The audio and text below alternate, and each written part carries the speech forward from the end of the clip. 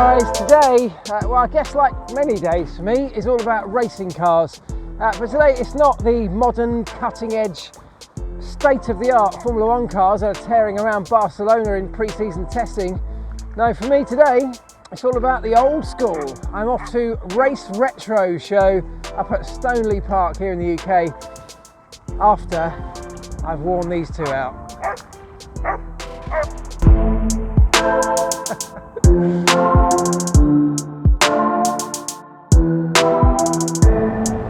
It's been a busy week this week for all of us, I guess. I mean, I've been struggling to keep up with all of the technical reviews of the new cars.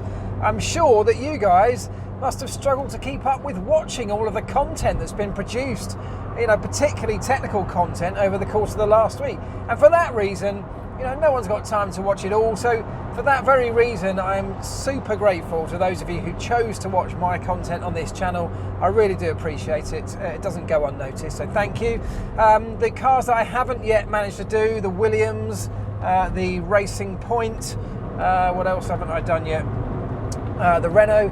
I will get around to doing those. It's just that there are so many other things going on, both within the world of Formula 1 but also just in life. So I will get round to it. It just might take a few days, so bear with me if you're into that stuff.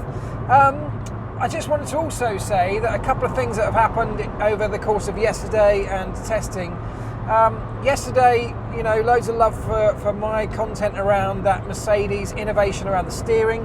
I think it's a brilliant innovation. I love the fact that they are pushing the boundaries to the level they are.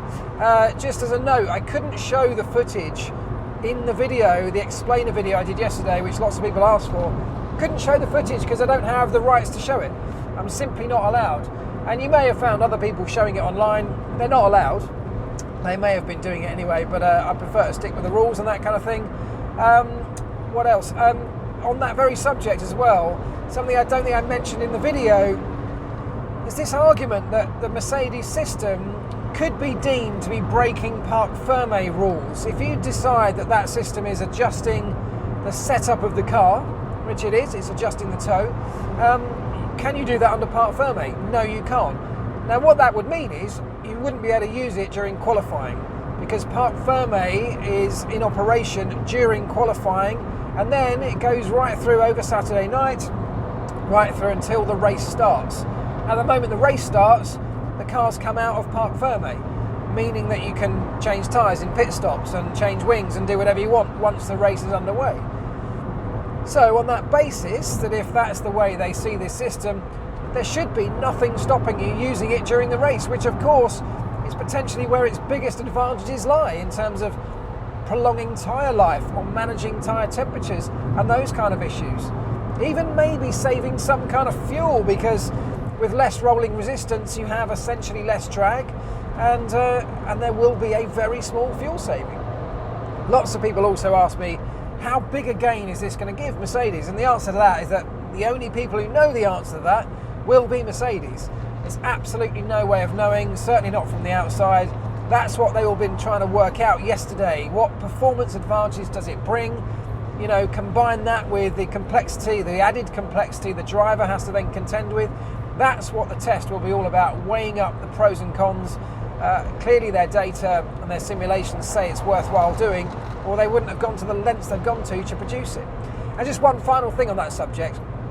I heard Otmar Safnauer from Racing Point talking earlier, and interestingly he mentioned the point that the system, because it doesn't fall under the listed parts agreement within Formula 1, this system that Mercedes have produced technically would be available to buy.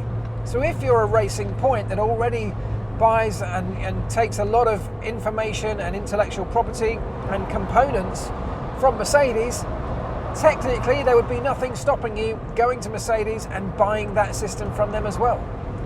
Interesting thought.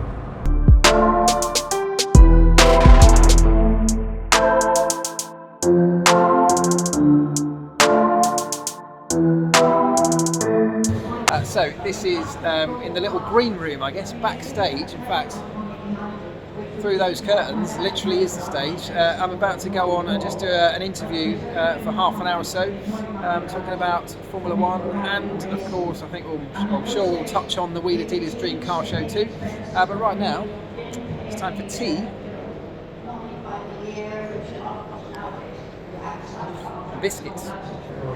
So I've done my bit on stage now, someone else has now moved on to have a go, and I'm just going to have a quick look around at the show because there are some really quite cool cars here.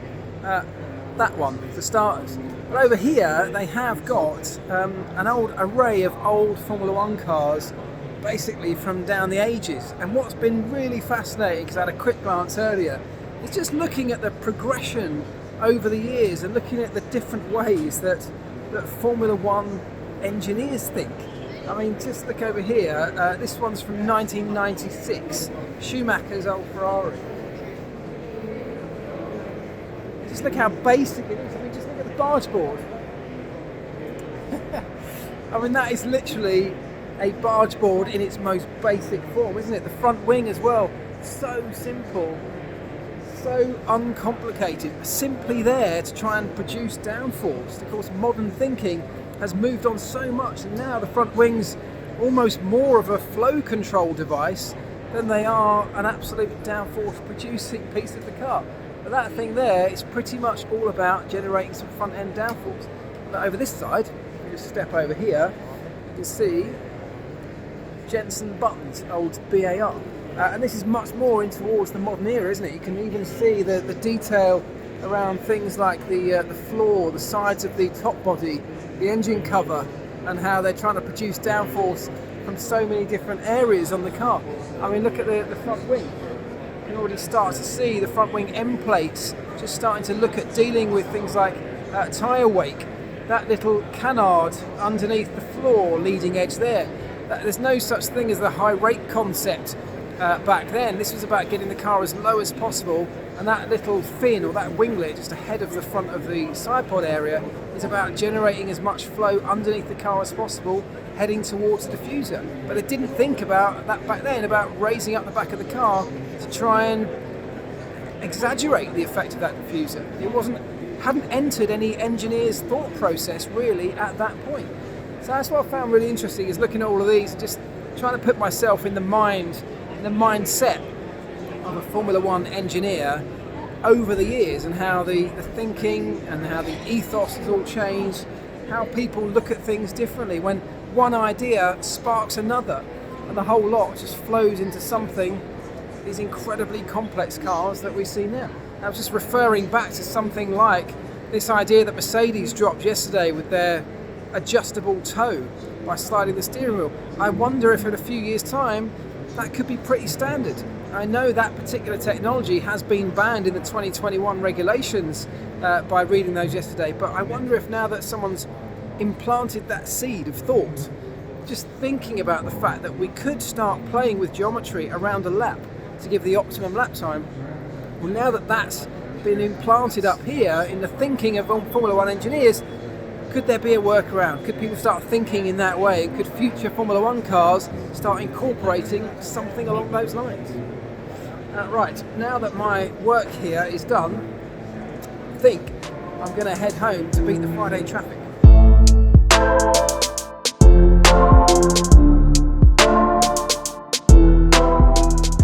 Back home then, and a great event today, really nice. And if you were there at Race Retro Show today and you came and said hello and chatted to me, thank you, because that's why I love going to shows like that, because I get to chat face to face to people who are as passionate about racing as I am.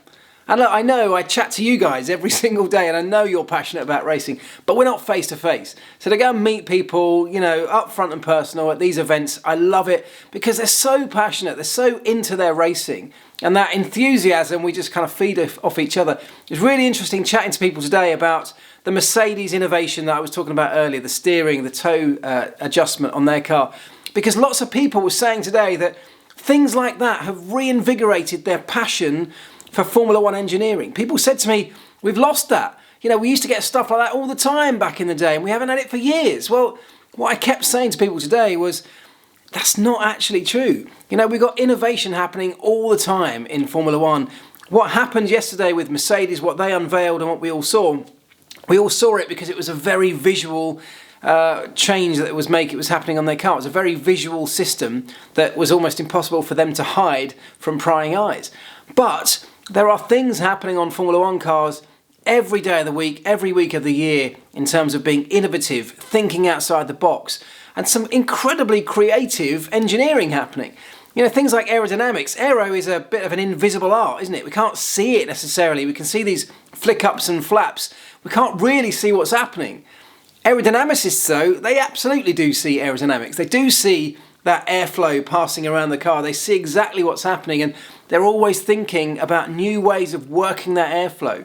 And these little flick-ups and flaps that appear all over the place, some of them are doing really clever stuff. It's much more difficult for us to appreciate that. I mean, if you think about the S-duct, for example, you know, whoever came up with the S-duct first, and I can't even remember who it was, an amazingly inventive, creative way of manipulating that airflow to do a really clever job. That's as clever as Mercedes' toe adjustment system. It's just it's nowhere near as visible to you and I. And I think, you know, Adrian Newey putting that snorkel nose on the front of the Red Bull.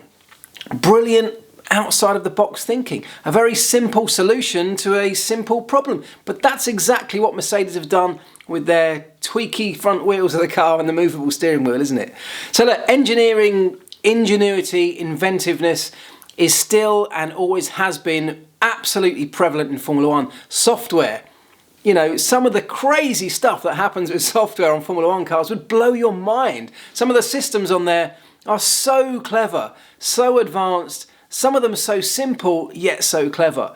And in fact, you know, I'm going to try and do a video around some of that at some point this year. I'm going to try and get access to something and somebody that can help me do a video with that, because I think, look, if it blows my mind, and I've been involved in this sport for 20 years, it's definitely going to blow your mind as well. So I will uncover some more of that as the season goes on. But, you know, what was important for me to finish this video on was just by saying there are so many things happening in Formula One. Even right now, right this week, in the pit lane in Barcelona, there will be things that, we've seen the Mercedes thing, that there'll be other things that nobody else has thought of.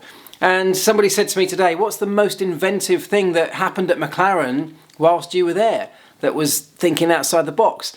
And I will just leave you with this, because first of all, the F-duct, I remember being in the factory, wandering into the R&D department when they were first working on that, and somebody showing me what it was, you know, how it worked. And it blew my mind. It was like, wow, I mean, my goodness, that's just such sheer brilliance. It's a very simple solution, but it's being thought about from a completely different angle that no one had even crossed their minds before. So that was brilliant. I think I've talked in a video before about the refueling. On the refueling nozzle, we used to have a doctor's stethoscope into the ear of the refueler and running down around the sleeve of his race suit. And the other end, the bit you stick on your chest in the doctor's surgery, we'd have that pushed onto the refueling nozzle so that the refueler could hear the motor inside that refueling valve whirring up to close the valve, and he could start the removal process before the valve was actually shut, and then he got his green lights on the nozzle to be able to detach the whole thing. Because we could hear the motor whirring up, we could start the process of removing it, and then by the time we're just about to delatch the whole system, the lights went green and we'd saved, I don't know, 1/10 of a second. I loved that because no one ever knew about it. It was totally top secret. It was all hidden from view. It was legal. It was pushing the boundaries. We never modified the fuel rig. I'm sure somebody would have taken a dim view on it, but we were pushing the boundaries, thinking about problems in a different way. And that is why I love Formula One. It's why I got involved in Formula One in the first place. And that's why this week at pre-season testing for me, not just around Mercedes, but everything that's going on, is just brilliant. And I cannot wait for next week when testing starts again. And then before you know it, we're back into the season. So I hope you've enjoyed it too. I will try and crack on with those car reviews as soon as I can. But in the meantime, have a great weekend, folks. And I will see you back next week for more of the same.